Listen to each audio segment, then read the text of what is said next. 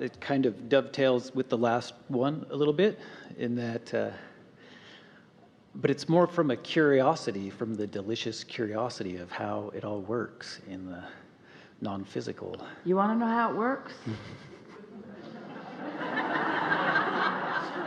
Work it.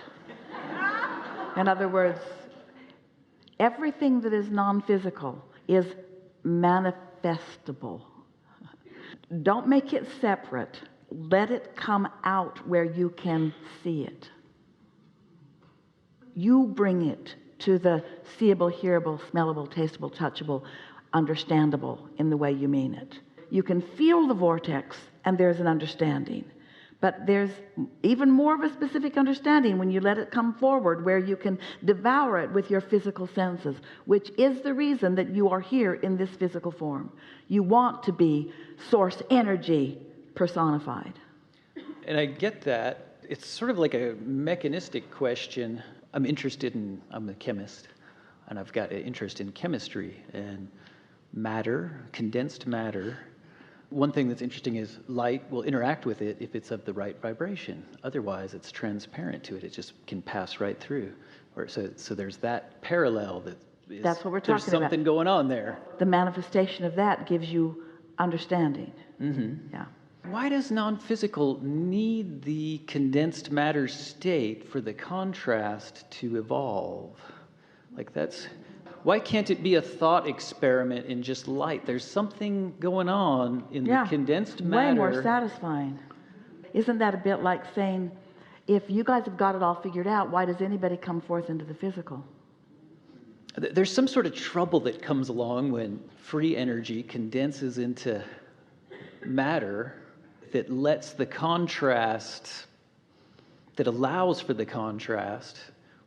There's something going on there that I'm like... Well, let us give you a basis of things that will help your discovery as you move forward. Okay.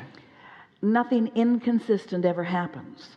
So as it is in physical, it is in non-physical. It's just that physical, it's like the magnifying glass has been put on the principles so that they are more tangible and therefore more seeable and therefore more understandable. So whatever you are seeing in the physical form, you must understand that non-physical must support it, or it could not be. There's sort of a rooting, I guess, like maybe it's too free and free-flowing out in non-physical, and they're like, hey, I see some contrast, I'm going to stay on the road. It's nothing like that. No. It is that in the non-physical there is more diffusion of focus, and in the physical there is more specific of focus. A concentration. And you're right in this sense. You're exactly right in this sense. You're upon something very important in this sense. And someone asked the question just a little bit ago about there's the vortex of what is wanted, but is there a vortex of unwanted too?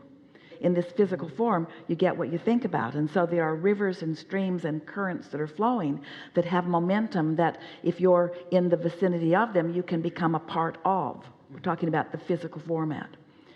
This vibrational vortex that we're talking about, that is a vibrational match to who you really are, to that source energy part of you. Through life, you have sorted and sifted and synthesized and come to the conclusions of what is wanted. When you reemerge into non-physical, you leave behind all unwanted.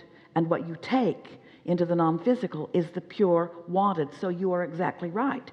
In that non-physical energy, there is certainly, by your perspective, far less contrast than there is in the physical format. And the reason for that is because of the stability. In other words, that provides stability.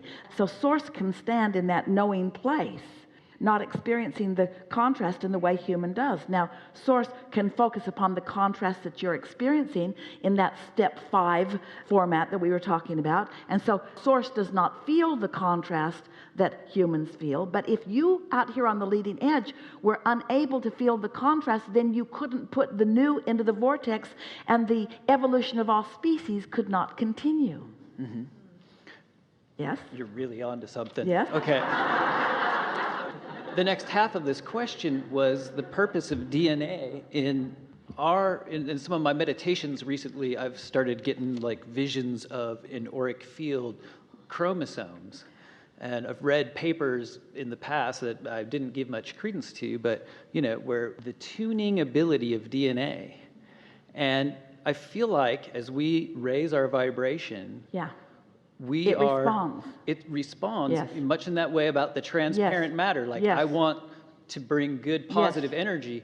My DNA is making changes, Yes. I feel like, to receive energy. You're adaptive. The question is, are you adapting to this or this? Right. So like you were saying, when you depart, you leave everything bad behind. Or when you're in physical form and you meditate, you leave it behind too. And you can gain that. But in DNA, it's the information storage going on in DNA that is perpetuating the evolution of all species on this planet. Misassumption. Okay.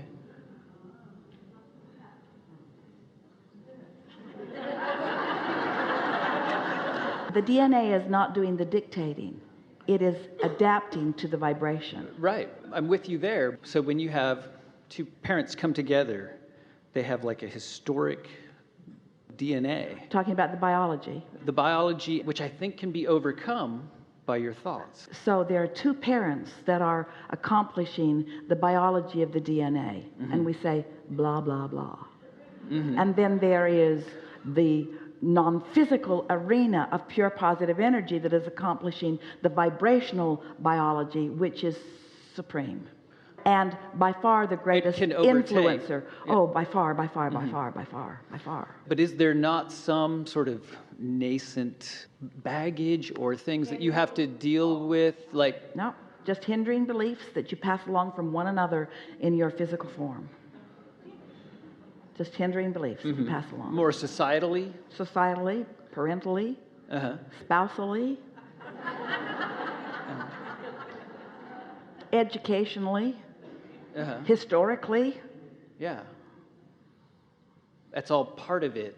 But so that... It's all part of the contrast, and it's all good. In other words, so there's this basis that you're born into, and there's this basis that you come from. And the deliciousness of life is finding the balance in all of that.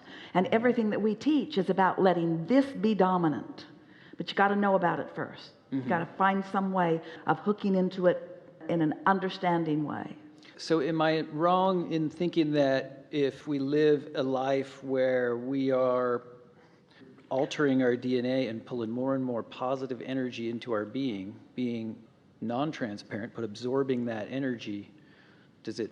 You're not wrong. It's exactly right. In fact, the evolution of your species is including all of that.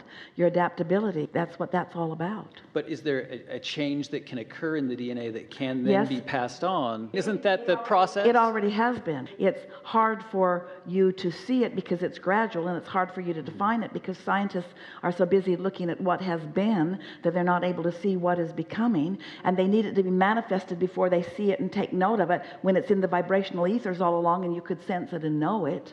But yes, that adaptability, that evolution, that's what all of that is about. That's why we acknowledge, and we really want you to know, that well-being does abound. It always will.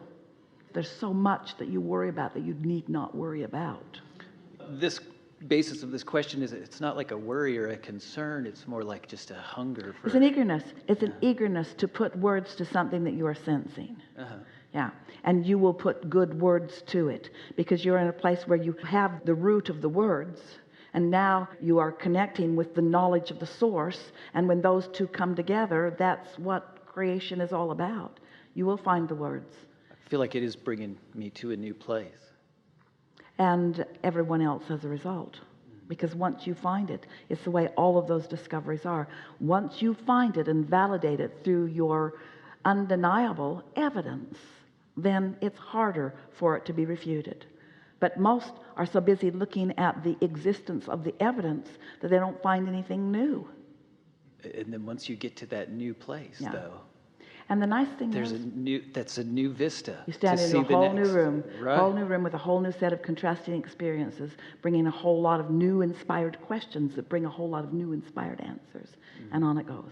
Yeah, lovely. Yes, it is. Yes, it is. Enough?